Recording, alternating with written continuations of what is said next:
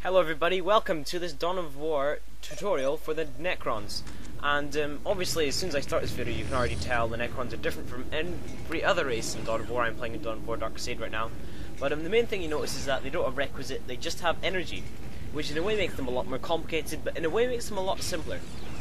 Instead of requisite they have this percentage bar, which I'll explain a little bit more about in a second as I build my obelisks, which is how you increase it. But at the moment, you'll notice it only has energy, and you also notice the builders are free. And you also notice the builders take the strategic points. And the reason you want to take these strategic points is because they increase the percentage. And this percentage bar is the boost you get while building, researching, and upgrading units. So for instance, once you've got the research bar to 100%, you will build buildings 100% faster than you would have before. And at the moment, I'm only building at 101%, but once you fully upgrade it, it's 200%, which is much better, of course. So, that's why you want to build obelisks, because when you capture a point, you build an obelisk, as you can see there, and then that increases the percentage bar, and it should, once that's finished, go up to 20%, but it will, see? And then once you've done that, a nice build order is obelisk, generator, and that way you've got yourself a nice balance of percentage and energy at the very start. So what you do is you capture a point, put an obelisk on it, and build an energy generator next to it, and that way you've got a nice cheap way of starting as the Necrons. What you also want to do is get the Necron Lord early on, because the Necron Lord is really good, and he's kind of a must-have in terms of the Necrons, because you'll see why later, but at the start he's also a must-have because he's a bit of a tank. He's really good. You know, he's got tons of damage, tons of health, and he can teleport, which makes him extremely useful for rushing the enemy. Although, obviously, nobody does that but noobs, so why would I do that? What I built there was Energy Core, because I'm going for an early tech. And Energy Core basically goes up to the next tech level, and the tech tree, as the Necrons, is Energy Core, then you upgrade your monolith, then Advanced Energy Core, then you upgrade your monolith again, then another Energy Core, then you upgrade your monolith again, and that's you at the top tech level. So, in a way, it sounds complicated, but it's actually quite simple. And everything costs energy. So here's my Necron Lord fighting, and you saw me teleport him just a second ago, and that's how I usually use the Necron Lord, because he can't take points, he just holds the enemy at bay while I build my obelisks and generators. Although, because I'm recording, I do it slightly different. If you do the obelisk generator, it works quite well. But at this point I'm not doing it because I want to show off every single unit. And also, the Necron Warriors are free. And not that was a Necron Warrior you saw there. And so what you want to do is, if your monolith is not building anything, get them to build Necron Warriors just constantly, because they're free and it always works. So here you'll notice my Necron Lord is just kind of harassing the enemy, and he's got a lot of health. But there I upgrade the monolith, because I've got the summoning core, so I can upgrade the monolith to the next tech level, and I'll be at tech level 2. And I'm just building more generators. And so that's basically how you support your economy, and therefore your game. As the Necrons, is you just build more generators. And as you saw there, I had my builders next to the Necron Warriors, and the reason for that was because they actually repair them more slowly. Here's a Wraith. This is a heavy infantry unit that just floats around and dies. It's alright, it's not that good. When you upgrade him he's alright, but I never bother with him.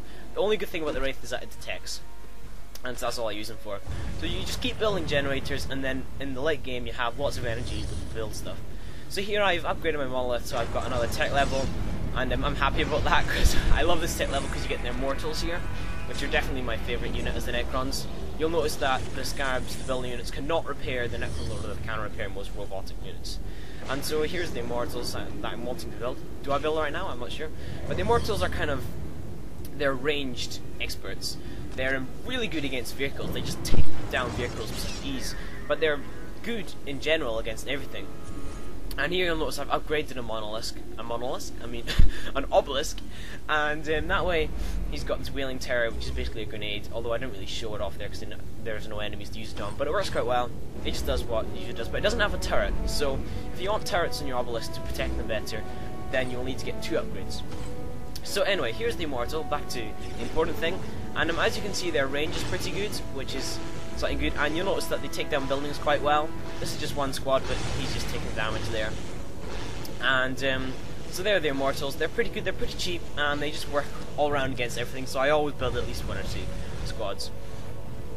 And so here he's got some vehicles, and so I think I'll get to show off the Immortals, although not right now because they're on the other side of the map. But I will get to show off this little grenade that the obelisk has. I keep calling it a monolith for some reason. There's no such thing, but yeah. Anyway, so and also I'll get the other heavy infantry that the Necrons get in the middle level, which is the flayed ones, which I just clicked on. They look like zombies, and I'll show them off later. But here we go.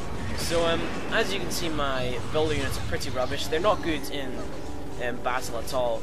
You know, you don't really want to use them. But as you saw, the grenade there from the obelisk just completely destroyed that cultist squad. Although I think everything destroys this cultist squad. So yeah. Whereas with the Immortals, you can have just one squad.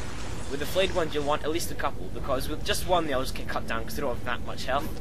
But they're pretty good. They're close combat tanks, whereas the Immortals are very good against vehicles and long range and heavy infantry. The flayed ones, which are the zombies you see there, they are kind of close combat, and yeah, they just do what most combat things do. So here I build a Scarab, or I think I do, although you don't get to see it getting used for a second. And the Scarab is the main Necron tank, and it has two roles as the Necrons, the support role and the tanky role. And the tanky role is just where you go into close combat and you do tons of damage, which they're pretty good at. And then you got the support role, which I will show you at the very end of this video, which is slightly different. It's probably the better way to use your Scarabs, but it involves micro, so you have to be a little more careful about that. And also, if your Scarab gets killed, then it kind of wastes. But you'll see in a second why I'm talking about this, because it's quite complicated. And so here is my Scarab tank. You'll notice that I built a greater energy core, though I didn't show you that on camera. And that way I can get to the next level, so I can get destroyers and my Scarab, which I just built. The destroyer I'll show you in a second what that does. But the destroyer is more of a support. It's more of like a fast attack, harassing role. And here's the destroyer here, but I won't show you it in a second. I mean, I will show you in a second, not now. And so here it comes. It moves fast, and you can run away with it. You can run in, take a bit of damage, and run away again. And has a big gun, and it's very good against infantry and heavy infantry. Although, and then you can get heavy destroyer later on, which is very good against vehicles, obviously. And as you can see, just killing that HQ unit, bang, red, bang, dead, and that's cool. And that's basically the destroyer. And then here I get researches. You can upgrade your Necron warriors just to keep them efficient in the later game, because you know in the later game they'll die quite easily because you got bigger and better enemies. And so you want to get this just to increase their health, increase their range damage, and that way they become just slightly superior. So there I get pariahs. I think I'm not sure. I didn't have time to look. And here's the Scarab. Just getting attacked and attacking. And as you can see, although it's quite good, you know, it destroyed the HQ unit quite well. It's taking a bit of damage, and it's not amazing. You know, it's just a normal tank like this. It's not like a special unit. And 5 minutes later, I skip forward, isn't it? And so here I get my heavy destroyers, and I get to show off my pariahs. You can only get one squad. It's the Necron best infantry unit, heavy infantry, and they're close combat tanks as well. And I'll show you why they're good in a second, because although all the units I've shown you here are good so far, you've not understand how good they are until you get the researches to improve them and you support them. And here's me getting the researches now. So that was me getting the Forbidden Archive and the Energy Core. And the Energy Core upgrades you to the top level, and the Forbidden Archive is your research building, which is the important one. So here is the Forbidden Archive. Now you can get lots of different upgrades, and they're all for your Necron Lord, and your Necron Lord basically in the later game supports your army, because his upgrades like change the way your army looks in general, and he's really good. You know, you need to get these upgrades to win with the Necrons. And there's 3 I usually go for. They're all pretty good, but there's one that is definitely the best. You should always go for it, and that's the one I go for now, which is that one. It's the Resurrection Orb, and I'll show you what that does in a second. So as you can see over here, my army is kind of getting mauled a little bit, and it looks like I'm losing. But then I click the ability that I researched, and my Necron Lord like hits the ground or something, and then all my units get back up. I mean all of them. Every single one just gets back up and starts fighting again. And that is amazing. It's like instantly I've won. And so although they only have half health, it is really good. And that is an ability which it's always worth the money, and so you should always try and get that. Anyway, there's me upgrading my energy. You should always remember to do that as a Necrons. If you forget, you'll not have very good energy income, although it does cost a lot. And there's the second research ability, which I'll show you in a second. It makes your Necron Lord invisible, and it makes all of the units around him invisible. And this is especially good if you've got flayed ones and pariahs, which are close combat, because they all become invisible if they're near the Necron Lord. And, well, all units do, but if they're in close combat, they will be near the Necron Lord, and so that way you've basically got an invisible army, which is really good. You can keep your Necron Lord out of close combat, and therefore keep your entire army invisible, or you could just do this, and that way you get the Necron Lord's close combat prowess as well. And so as you can see, because the Chaos AI wasn't very clever, he hasn't bothered building any infiltrating detecting, and so they can't actually see that I've got an invisible army there. And so now I'm looking through all the other upgrades. The other ones, you know, they're all pretty good, but that one I went for is the one I decided for today. And that's the Scarabs, and it repairs your Necron Lord extremely quickly. It doesn't upgrade the units around him so much, but you might want that in the later game just to keep him alive.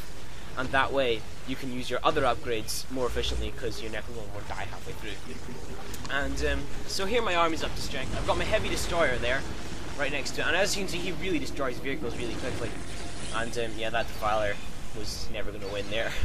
And so here I've got my invisible flayed ones, and there I'm getting the research for the Nightbringer, which I'll explain a little more in a second, but he's one of the top level Necron unit. It is a really good unit, and he costs tons, and he's an upgrade for your Necron Lord again, and I'll talk about that in a second. So these are the pariahs, and you'll notice that not only are they doing damage, they're decreasing the maximum health of this listening post. And that is what makes them so good, because even if the enemy they're attacking survives and runs away, he'll never repair, because he'll never have the same amount of health. And by the time you kill it, it's only got like a quarter of the full health it would have had before. And the pariahs, they're hard to kill and they do everything right. And here is the Restore Monolith, which I clicked. And what that basically does is this. It turns your Monolith building, which is your main HQ, into your super unit. And it teleports like that. It's got loads of big guns, and it still builds all the units while it's moving around that it could do at the start of the game and in the middle and the end. And so it's basically like a walking fortress or a hovering fortress into the Necrons, and it is amazing. It's a really good unit, but I don't want to kill the enemy just yet, so I click delete and I kill it, just because I want to show you what happens, because when you kill it, it arrives back in your base, but this time it's low in health, and you have to repair it before you can get it back into the super unit it was before. And so you notice that you can't restore its grey at the bottom until he's on full health, and you have to be careful that the AI, just your enemy in general, does not destroy your HQ while it is like this, because you'll lose, because it's the only unit, the only building that the Necrons have that can build stuff. And so if they destroy it, then you've lost. What you can do instead though is have two monoliths, and then while one's getting repaired and the other one's attacking. So here I get the Nightbringer that I managed earlier, and while it's taking the damage because it's invincible, then the Destroyer Lord, which I didn't show you rebuilding, can possess enemy vehicles. This is the Destroyer Lord. It possesses enemy vehicles and it is really good. As you can see, I now own this Defiler. I'm just moving around, showing off a little bit.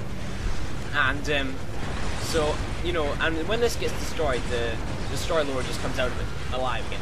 And so the Destroyer Lord is a really good unit, and just like the Nightbringer is. And basically, when you see a Nightbringer coming towards you and you're the enemy, you'll just have to run away, because although you can only get it for 1 minute or so, it's invincible and it does tons of damage, and it restores health when it's in combat by like 100 seconds. So basically, if your Necron Lord is low in health, turn it into the Nightbringer and it'll be full health again. And so that's it. And then as you can see, Defiler v Defiler, my Defiler won, because the Heavy Destroyer I had was shooting it, and yeah. So there we go. There's all the, I think that's all the units I need to show you is the Necrons, basically. Although I haven't really showed off a couple of the Scarab's abilities. Oh yes, of course, I forget. The Destroyer Lord's other ability, as you can see, they killed the Defiler he was inside, so now he's the Destroyer Lord again, although he is low in health. And so I'll show you his other ability, which is the Freeze Time, which I just used there. And it just does that. It freezes it in time, the enemy unit in time, and basically, you know, it can't attack, it can't be attacked, it can't move, it can't be controlled, can't do anything. And so basically, you know, that unit is out of the game for 5 minutes, and it's quite useful for freezing half the enemy's army, finishing off one half, and then finishing off the second half once. You know, it's a bit of a Michael here. So here my monolith's repaired, so I rebuild it again. And that's all the units really. That just shows the Necrons, and so just a couple things to remember as the Necrons, which is always upgrade your Necron Lord to the Master Resurrection. Here you can see I had an army here at the very start of the game which I killed off, and I get it back now at the very end, and although they are like basically dead already. And so this is a nice thing. You can abuse the unit cap. As you can see, my unit cap of infantry is about 30 out of 20. and so you can actually get an unlimited number of units in your army doing this, and it keeps, as long as your Necron Lord is alive, they can never completely wipe out your army. It is really good, and so the Necrons are a really good army. They've got loads of balanced units, and they've got loads of cool units, and loads of cool abilities. I think the thing that characterizes the Necrons a lot is their special abilities, in that they come back from the dead, and they, you know, they do all this crazy stuff, and they're also invisible because of my Necron Lord. A couple things you'll have to remember is keep building more energy generators, keep increasing your income, keep on upgrading your Necron Lord. You can only get 3 upgrades and they're permanent, but that's okay. And when you turn him into the Nightbringer, his upgrades are no longer in effect, so the army is no longer invisible because he's the Nightbringer. So you might want to take that into account and just, you know, have fun because the Necrons are really good. And basically, I think their only weakness is that they only have 1 building that builds units. So in a battle where they have to destroy your buildings, your military buildings, if they destroy your monolith, that's you. And so that gives you a huge weakness in that, you know, it's your super unit. So if they destroy your super unit, which will be in battle, so you might get damaged, then you'll lose. But it doesn't look like that would happen really very often, because the monolith is amazing. As you can see, it's restoring health faster than it's taking it, and so that's never going to happen. And it's got tons of firepower. And really, I'm getting a little bit bored of fighting the Chaos here, so I'm going to kill off all my units. But sadly, I can't kill the Nightbringer because he is invincible, like I said. Even you can't kill him. There is no animation for the Nightbringer dying in Dawn of War, because he just can't. He's the god. He's the god of the Necrons, and it looks a little bit like he's going away. But anyway, so as you can see, he's turned back into the Necron Lord now. And in a way that's good, because it's now turned my monolith invisible. Yes, you can even turn the monolith invisible. That is how good the Veil of Darkness ability is. And so along with the Resurrection Orb, I would definitely recommend those 2 as the Necrons. And that's basically the strategy I would take. You just keep on resurrecting your men, Necrons even, and you know, an invisible force that resurrects itself really can't be beaten. And so that's my strategy. If you have any others, then that's, you know, fine. But I hope this video helped, and please feel free to like, comment, and subscribe. Goodbye.